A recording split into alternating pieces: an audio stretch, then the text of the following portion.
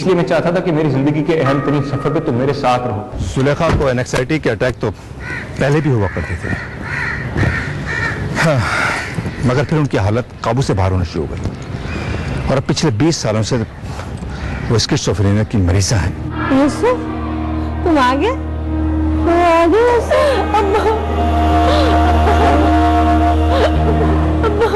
शायद मोहब्बत या फिर हम सफर की तलाश में मैं ये गलती कर बैठी कि तुम्हें मर्द समझ बैठी। रश्मिया, तुमसे तो बेहतर तुम्हारी अम्मा है जो 20 साल से किसी आस पर तो जिंदा है। लेकिन मायूस मत हो, ये तुम खुद भी नहीं जानती कि कब कहां किस मोड़ पर मोहब्बत तुम्हारा इंतजार कर रही है।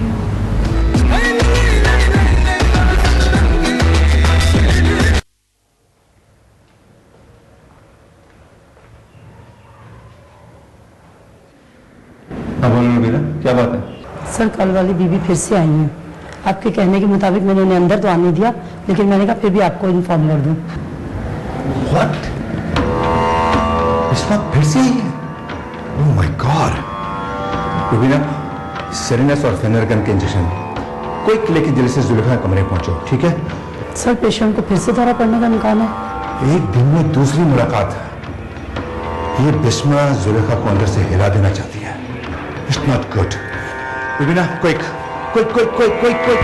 जल्दी, शाबाश, क्विक।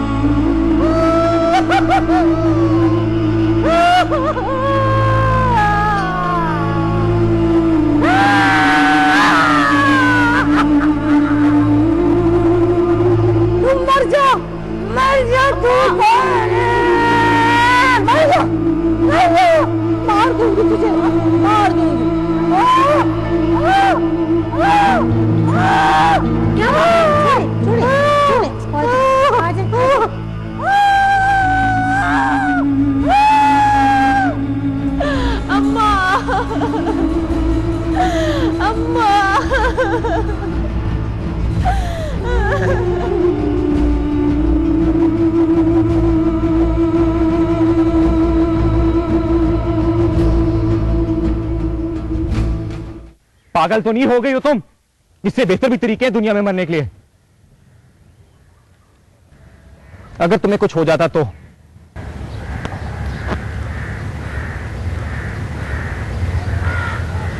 माँ के हाथों कभी खेल तो नहीं सकी, उन हाथों से मर जाऊं, इससे अच्छा क्या हो सकता है मेरे लिए? तुमसे तो बेहतर तुम्हारी अम्मा है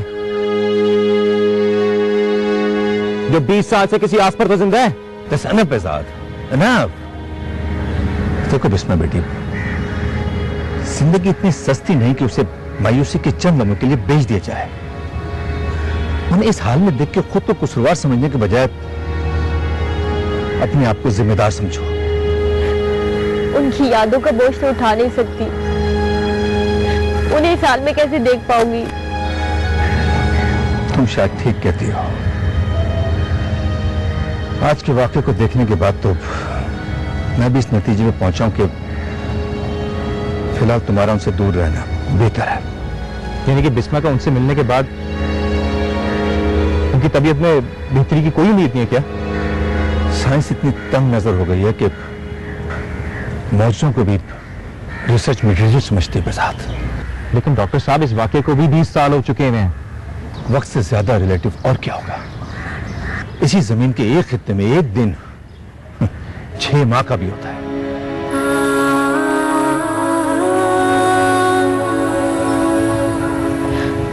और एक दिन इस सांप का होता है डॉक्टर फरहाद,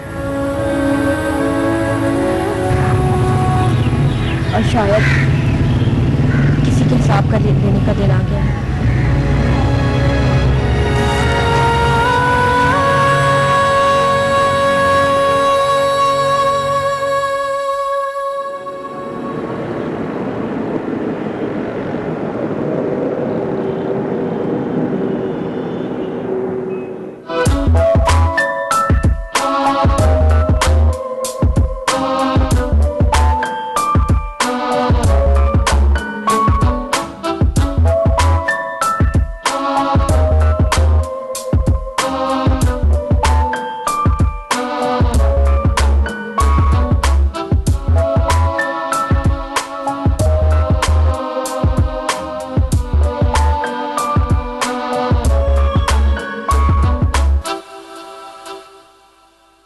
दिनेश, तुम्हें तुम्हारे डैड घर में बंद करके क्यों रखता है? तुमने तो इस रिश्ते को कोई नाम देने से पहले ही सवाल शुरू कर दिया ख़याम। इसे अंजाम तक कैसे पहुंचाओगे? मैं इसे मोहब्बत का नाम भी दे चुका हूं और मकाम भी। अगर तुम्हें कोई इतराज ना हो तो मैं तुम्हारे डैड से तो मेरे लिए अपना म्यूजिक, अपनी एल्बम का प्लान, दुनिया भर की शोहरत का ख्वाब, सब कुछ छोड़ दोगे? हकीकत का वजन हमेशा ख्वाब से ज्यादा होता है बिनिश। मैं तुम्हारे लिए सब कुछ छोड़ सकता हूं। इस पर एक ही बात सोचता हूं कि तुम उस रात भाग किसके साथ रही थी? अपनी तमाम तर महरूमियों के साथ। मैं कोई ऐसा नहीं है जो मुझे चाहे। क्या ये इलाका अंधों का है? ऐसी कोई बात नहीं है। वो एक्चुअली मैं सही यार। यू स्टे हियर, मैं शहजोर को कोई पट्टी बढ़ा के आता हूं। Don't go, right?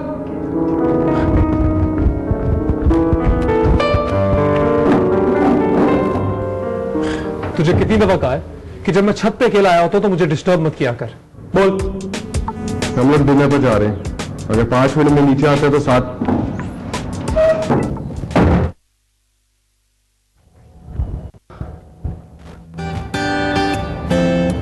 Dinesh, Dinesh,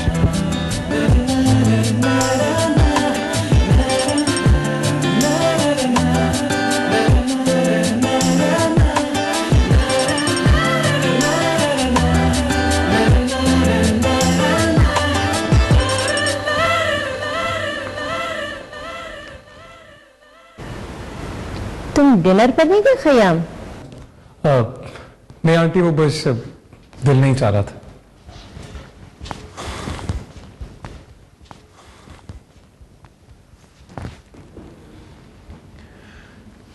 aunty अगर आप बुरा ना मनाएं तो क्या मैं आपसे कुछ पूछ सकता हूं? जरूर बेटा, पूछो। आंटी, आपके बराबर वाले घर में कौन रहता है? इस तरफ जहीर साहब है और दूसरी तरफ नवाज साहब। क्यों, तुम क्यों पूछ रहे हो? नहीं, वो बस 2-4 रोज पहले बहुत अजीब हालात में मेरी बीनिश से मुलाकात हुई थी। बीनिश? बीनिश नवाज साहब की बेटी। तुम्हारी बीनिश से मुलाकात हुई? आप इतना हैरान क्यों हो रही हैं? बात है ही हैरानगी की ख़याम बेटा। मेरी बिनिश ने तो 1.5 साल पहले ही खुदकुशी कर ली थी।